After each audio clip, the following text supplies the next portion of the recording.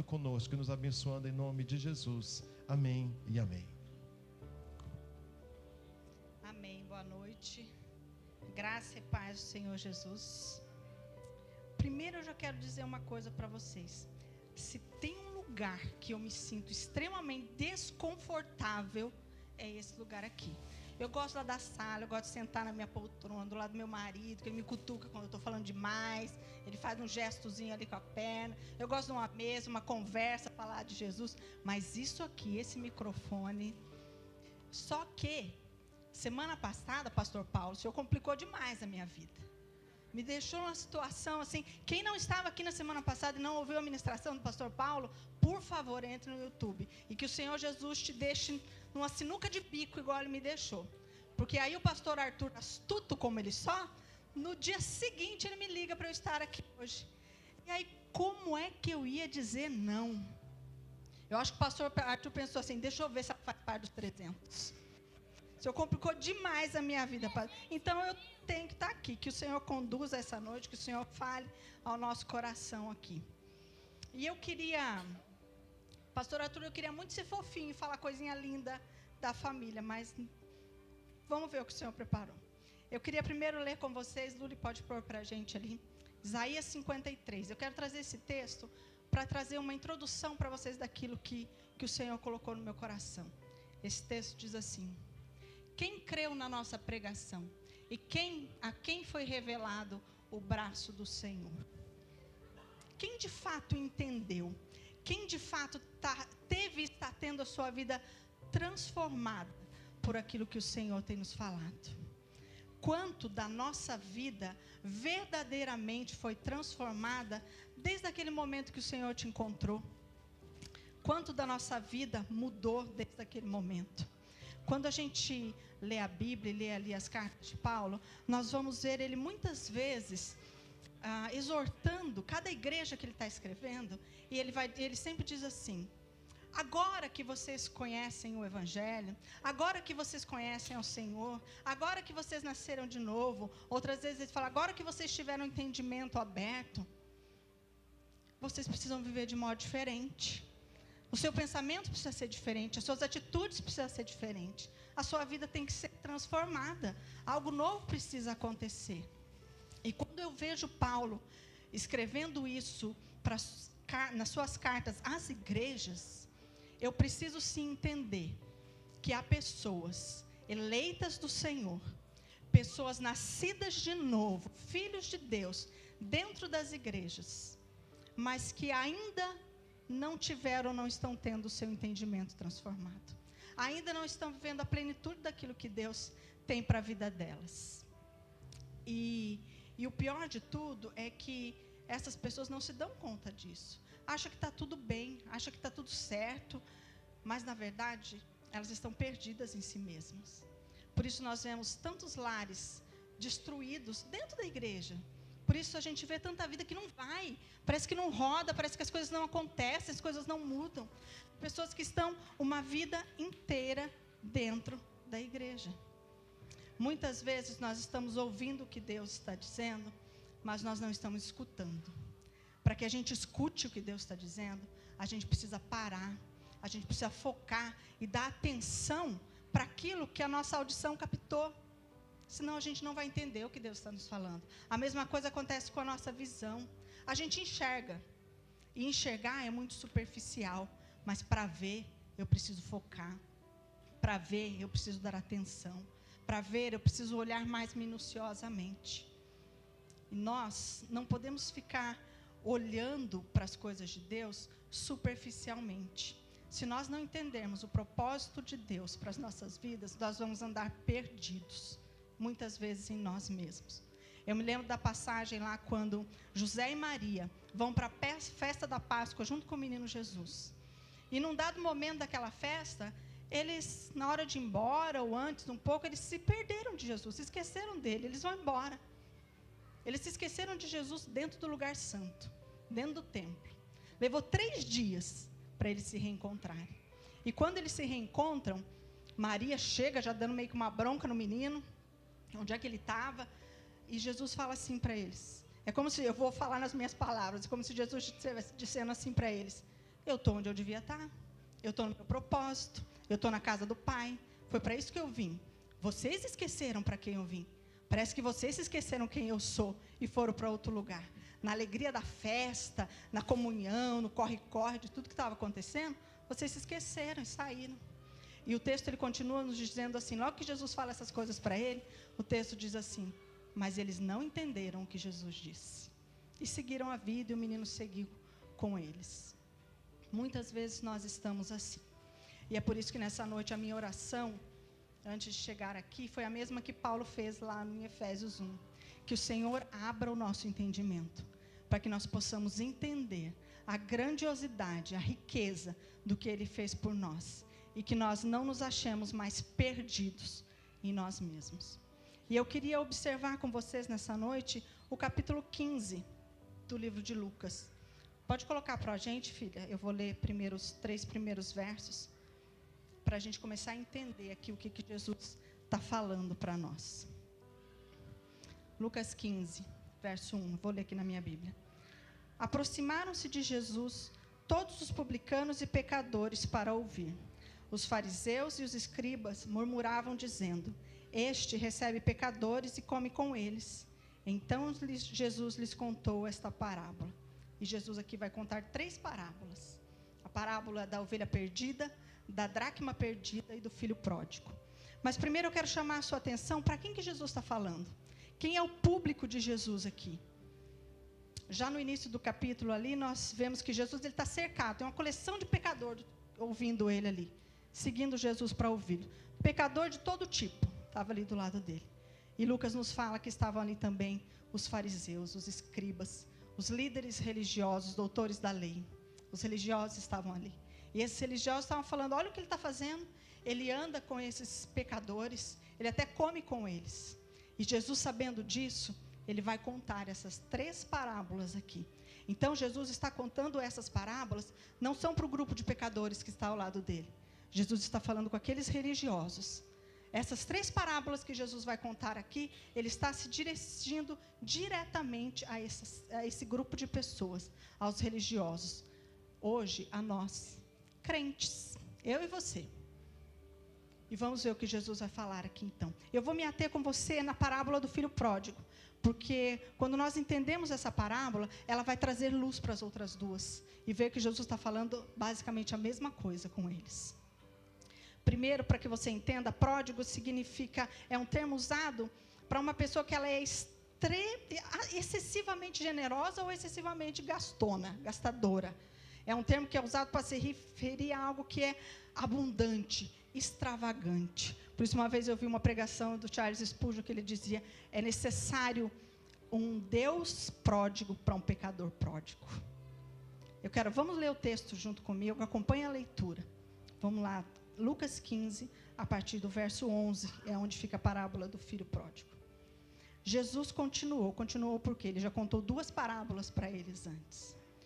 Certo homem tinha 2 filhos. O mais moço deles disse ao pai, pai, quero que o Senhor me dê a parte dos meus bens que me cabe. E o pai repartiu os bens entre eles. Passados muitos dias, o filho mais moço, ajuntando tudo que era seu, partiu para uma terra distante. E lá desperdiçou todos os seus bens, vivendo de forma desenfreada. Depois de ter consumido tudo, sobreveio àquele país uma grande fome, e ele começou a passar necessidade. Então, foi pedir trabalho a um dos cidadãos daquela terra. E este mandou para os seus campos a fim de cuidar dos porcos.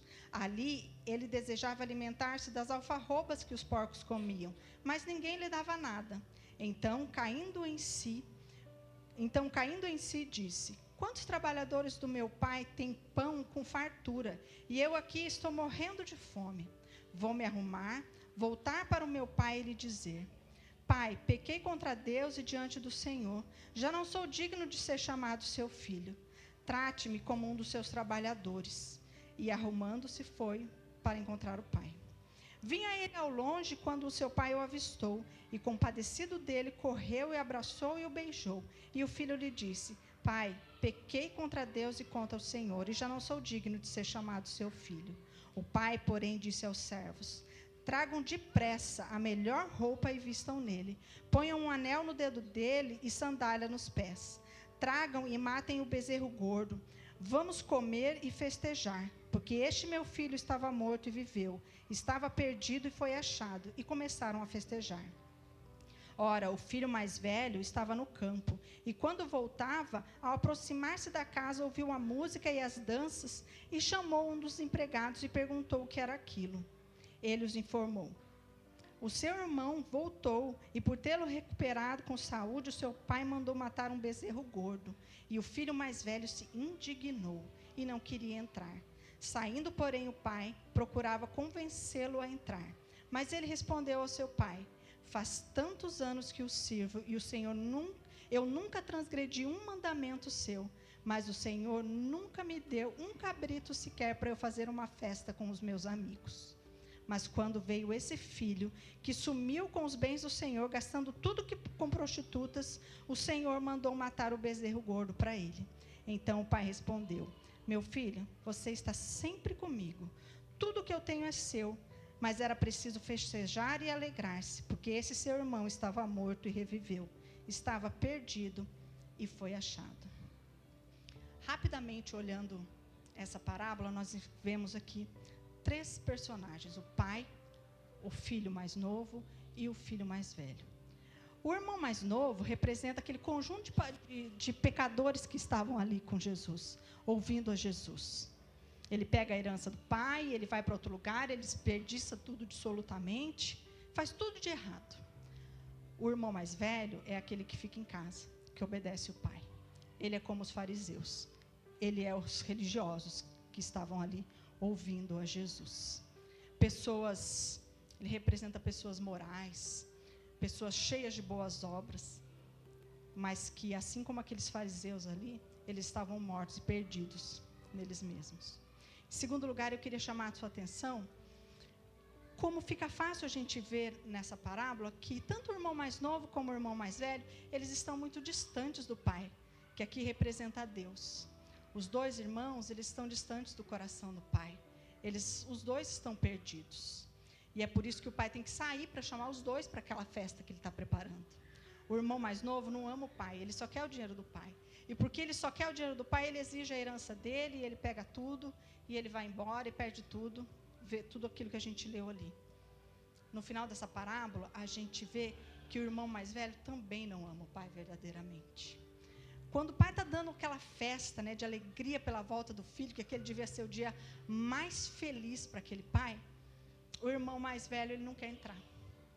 Ele não entra naquele lugar. Por que esse homem está tão bravo? Por que ele está tão irritado? Por que ele está tão nervoso com o pai? O irmão mais velho está nervoso porque o pai, com a forma que o pai está gastando o dinheiro, com a forma com que o pai está gastando o dinheiro da família, com a forma com que ele está usando os bens daquela família. Por isso que ele está tão nervoso. Então a gente vê que esse irmão mais velho, assim como o irmão mais novo, ele também não ama o pai, ele ama as coisas do pai. Os 2 querem o dinheiro do pai, mas eles não querem o pai. Então vamos analisar essa situação. O irmão mais novo, ele consegue o dinheiro do pai sendo bem mau. Ele faz tudo de errado. Ele exige a parte dele, ele quer sair de casa, ele quer viver a vida louca dele.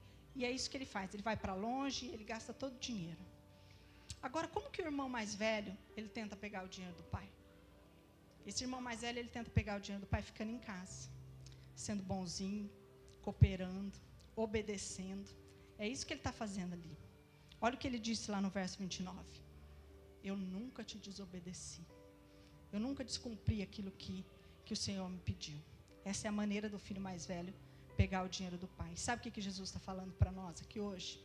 Que existem 2 maneiras da gente querer controlar a nossa vida, ao invés de colocar a nossa vida no controle de Deus. Uma é sendo muito imoral, muito desobediente, muito rebelde. E a outra é sendo muito moral, muito obediente, orando bastante, tendo nosso tempo devocional com Deus todos os dias, assistindo a sala, fazendo a sala, dá um trabalho, horas e horas para gravar meia hora ali toda semana, estuda e ora.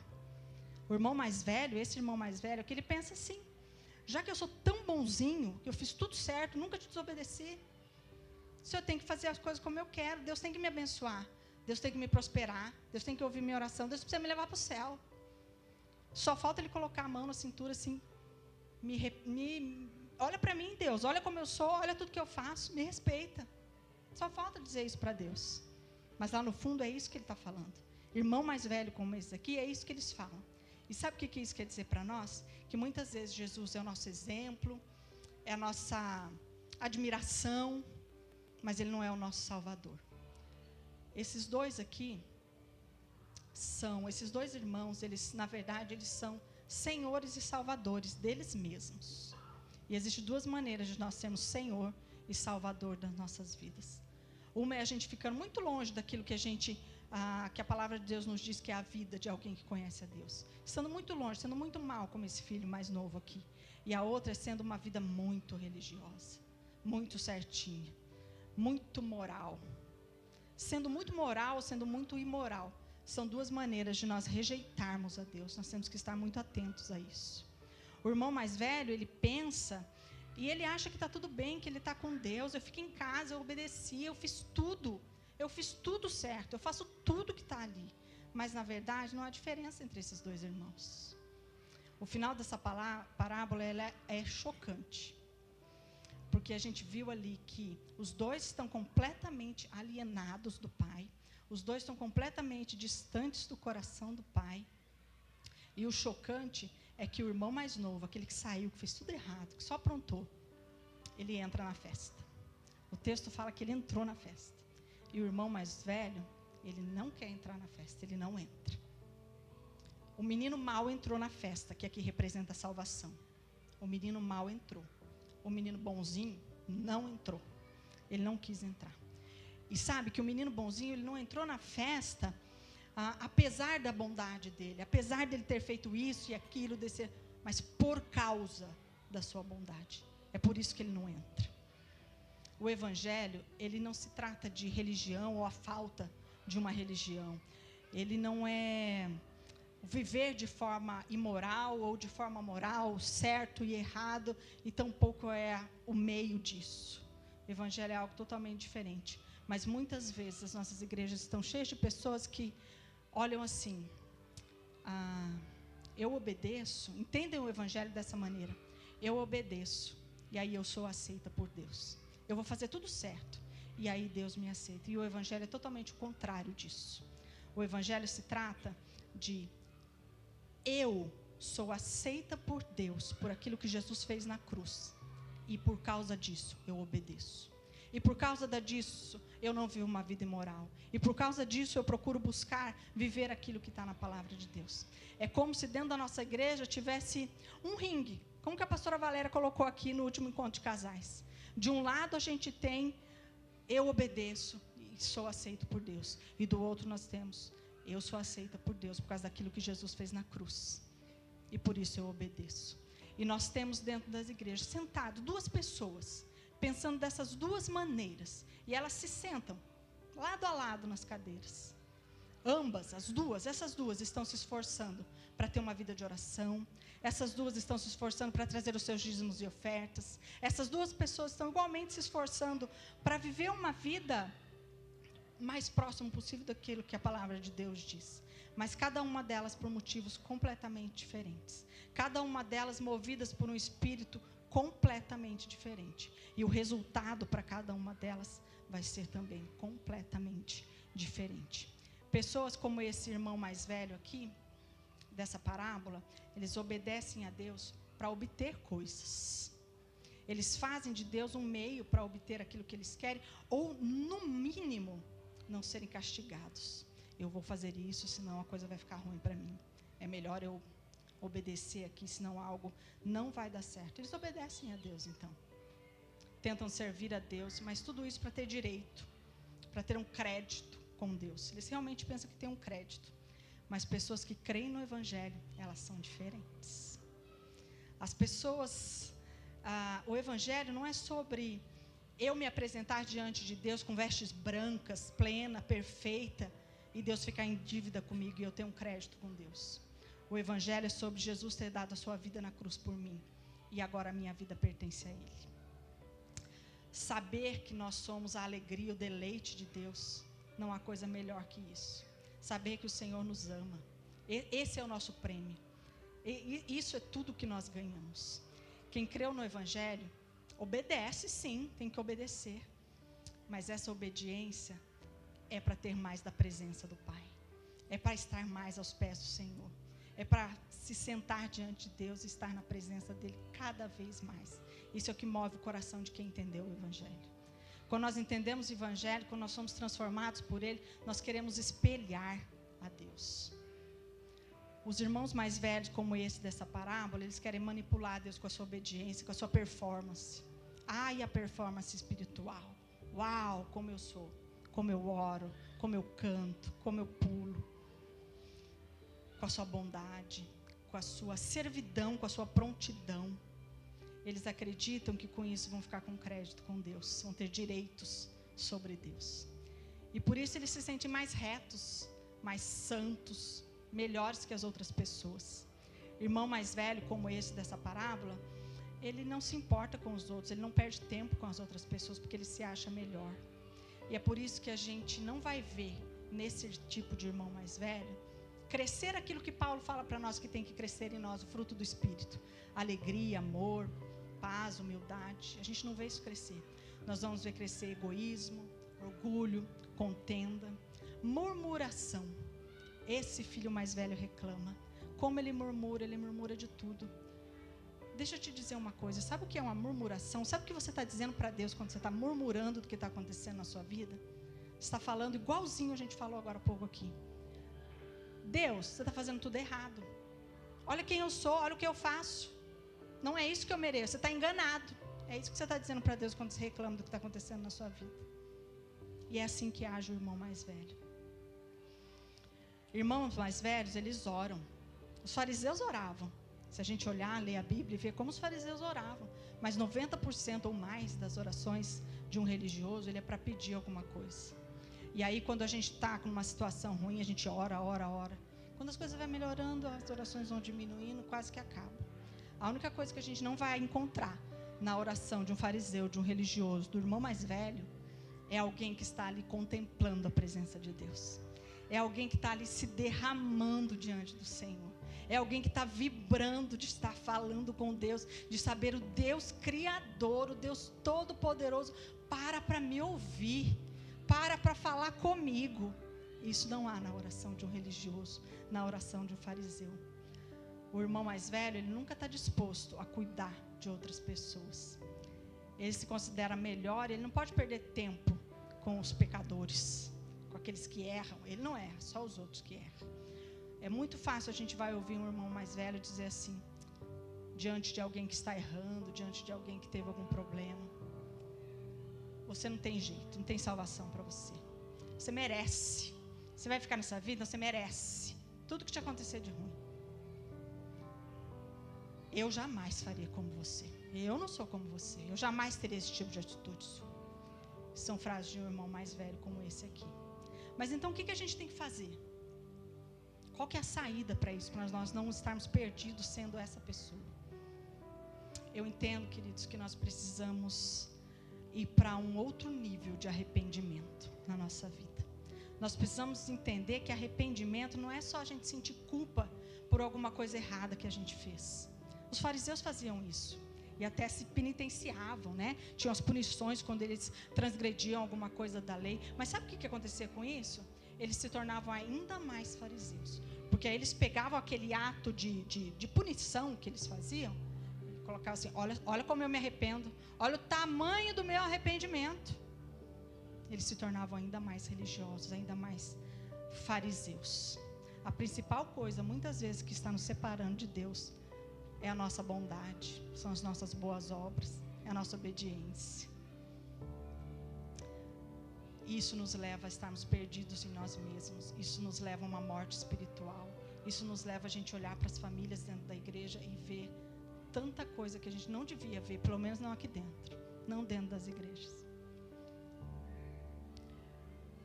Então, qual que é a moral da história dessa parábola? Qual a moral da história da parábola do filho pródigo? É muito fácil. Acho que todo mundo aqui entendeu. Quando você erra, você se humilha, se arrepende verdadeiramente, vai até o Senhor e Ele te recebe. Foi isso que o filho mais novo fez. Ok? É isso aí. É isso que Deus faz. É assim que a gente tem que fazer quando erra. Mas se nós pararmos aqui, nós não estaremos... A gente só vai estar enxergando que essa parábola está nos mostrando. E a gente não vai estar vendo o que Jesus está falando para nós. E nós não seremos verdadeiramente transformados por essa palavra. Olha só, por isso eu quero te fazer uma pergunta. Quanto custou para esse pai trazer para casa o filho mais novo? Aí você pode responder para mim, não custou nada. Ele chegou, o filho chegou, ele colocou uma roupa, um anel, uma sandália, matou um novilho, fez um churrasco para ele. Não custou nada para esse pai. Mas isso não é verdade. Analisa comigo, esse homem tinha 2 filhos, ele tinha 2 herdeiros. Quando o filho mais novo pede a sua parte, esse homem divide todos os bens da família, tudo que a família possuía, ele divide entre os seus herdeiros. O irmão mais novo pegou a sua parte, saiu, gastou tudo absolutamente, acabou com tudo, acabou a parte dele, ele voltou. Então agora, aquela roupa, aquele anel, aquela sandália, aquele novilho, tudo aquilo está sendo à custa do que pertence ao filho mais velho. O pai não tinha como receber o filho mais novo de volta em casa, se não fosse às custas daquilo que agora pertence ao irmão mais velho. E é por isso que esse irmão está tão nervoso. É por isso que ele está tão irritado. Porque o pai está gastando de forma que ele não quer. Se aquele irmão mais velho fosse um verdadeiro irmão mais velho, ele não agiria assim. Sabe por quê? A coisa ainda fica mais grave quando a gente entende a cultura daquele lugar. Quando a gente vê na Bíblia falar do primogênito, não é só porque ele chegou primeiro, é uma alegria, por isso ele recebe esse título. O primogênito, ele tinha uma obrigação. Era dele a responsabilidade de cuidar da família. Era do primogênito a responsabilidade de manter a família unida, de cuidar das necessidades da família. Olha o quanto aquele irmão mais velho estava errado. Se aquele irmão fosse um verdadeiro irmão mais velho, ele não só ficaria feliz com a volta do irmão mais novo, mas ele teria ido lá buscar esse irmão mais novo naquele país onde ele foi parar. Ele ia tirar ele daquele chiqueiro, ele ia trazer ele de volta para casa, e ao invés de ele estar bravo com o pai, ele ia falar assim: pai, está aqui o meu irmão, eu trouxe ele de volta para casa com o meu dinheiro. É isso que o irmão mais velho faz. É isso que um irmão mais velho tem que fazer. O ponto então que a gente tem que olhar nessa parábola é que esse irmão mais novo, esse caçulinha, ele não teve um irmão mais velho de verdade. Ele não teve um irmão mais velho verdadeiro. Ele teve um fariseu. Ele teve um religioso. Mas o que eu quero dizer para você aqui nessa noite é que eu tenho um irmão mais velho verdadeiro. Você tem um irmão mais velho verdadeiro, de verdade. E o nosso irmão mais velho, nós temos que olhar para essa parábola. Lembra quando a gente começou, eu disse que num olhar rápido nós vemos 3 personagens aqui. Mas se você olhar, nós não temos 2 irmãos aqui, um pai. Nós temos 3 irmãos. Nós temos o irmão mais velho verdadeiro aqui, que é o irmão que está contando essa parábola, Jesus. Ele é o nosso irmão verdadeiro, perfeito, mais velho. E esse irmão verdadeiro, ele não nos salvou, ele não nos leva de volta para casa às custas do seu dinheiro. Ele nos levou de volta para casa à custa da sua vida. Custou a sua vida nos levar para casa. Hoje nós podemos vestir as roupas que o Pai nos dá. Nós podemos nos vestir com as roupas de santidade que Deus nos dá. Porque um dia o nosso irmão mais velho esteve nu naquela cruz. Hoje nós podemos nos sentar na mesa do Senhor, sendo parte da família de Deus, saindo da condição de criatura para filho de Deus. Nós podemos beber do copo da alegria da presença do Senhor, porque um dia o nosso irmão perfeito mais velho, ele bebeu do cálice da ira de Deus. Quando Jesus, lá no Getsêmani, soa sangue, aquilo não era simplesmente pela dor física que ele estava para passar, mas o Deus Jesus, a divindade Jesus eterna, sendo eterno, que nunca tinha estado separado do Pai, que nunca tinha estado separado de Deus, ele sabia que isso ia acontecer, que ele ia ser abandonado por Deus. E é por isso que lá na cruz ele gritou: Deus meu, por que me desamparastes? Jesus provou aquilo que eu e você não vamos provar. Nós não temos noção do que Jesus passou. A gente olha só para aquelas cenas do filme, né? De dor, de sangue, de sofrimento físico. Mas nós não temos ideia do que é ser abandonados por Deus. Porque ainda nas nossas falhas, nas nossas mazelas, a mão do Senhor tem estado sobre as nossas vidas. O Senhor não nos abandonou. O Senhor é conosco. Mas Jesus provou do que é Deus virar as costas para ele. Custou tudo para o nosso perfeito irmão mais velho nos levar de volta para a casa do Pai.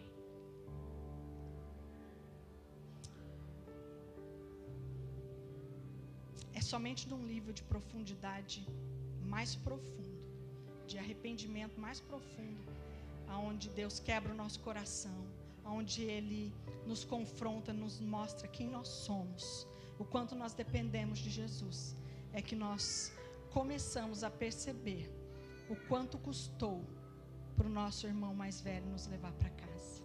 E quando a gente entende isso, a nossa vida muda, a nossa forma de pensar muda, a nossa mente muda, as nossas atitudes mudam. E quando isso acontece, nós queremos ser imitadores desse irmão mais velho. Nós queremos fazer como Jesus. Nós vamos mergulhar na palavra de Deus, dizer: eu quero ser para o meu irmão, assim como o meu irmão mais velho foi para mim. Nós vamos parar de julgar as pessoas, e nós vamos olhar com um olhar de misericórdia. E a gente vai entender que tudo aquilo que Deus põe na nossa mão não é para nós, mas é para o outro. E a gente vai entender que nós já somos abençoados. E agora a nossa vida é pegar tudo aquilo que Deus já me abençoou lá nas regiões celestiais para abençoar outras vidas, para fazer para outras vidas. A minha pergunta para você aqui nessa noite é: você entendeu o que Jesus está falando com você? Você entendeu o que Jesus fez por você? Quem nós temos espelhado? Que irmão mais velho a gente tem espelhado? Nós estamos perdidos em nós mesmos, ou nós estamos espelhando o perfeito irmão mais velho, Jesus? Que nós possamos nessa noite olhar para dentro de nós e ver. Essa noite aqui eu tenho um exemplo. Eu vou falar de Vitiane. Eu gosto muito daquela pequenininha. Essa bailarina é uma graça. E a gente já caminha junto há um tempinho. E eu vejo na atitude da Ana, ela é uma professora de balé. E toda quinta-feira, você que está aqui hoje, que veio aqui ver essa lindeza das crianças aqui, toda quinta-feira ela está aqui ensinando essas crianças. A Ana podia pegar essas quintas-feiras, esse horário, e ir descansada, 3.559 tarefas que ela faz durante a semana, ela podia tirar aquele horário para descansar. Ou para dar aula num lugar onde ela fosse remunerada por aquilo, que afinal de contas elas estão começando uma família. A gente sabe quanta demanda financeira uma família traz. Mas eu olho para a Ana e eu vejo que ela entendeu o que um irmão mais velho faz. Eu vejo que ela entendeu que o fato dela estar aqui semana após semana, ela e as meninas que ajudam ela, eles entenderam o propósito de Deus. Eles entenderam o que Deus quer fazer. E eu e você, quanto nós entendemos? Mais uma vez eu te pergunto, quem você tem espelhado? Qual o irmão mais velho? O da parábola do filho pródigo ou Jesus? Eu queria que você curvasse a sua cabeça nessa hora e pedisse você agora que o Senhor abra o seu entendimento, que o Senhor abra o nosso entendimento, para que a gente compreenda o que o Senhor está nos falando, que nós não estejamos somente enxergando, mas que nós estejamos vendo o que Jesus fez na nossa vida, que nós estejamos olhando para Jesus e sendo seus imitadores, que nós não sejamos esse irmão mais velho aqui dessa parábola, mas que nós sejamos imitadores do Senhor Jesus. Amém?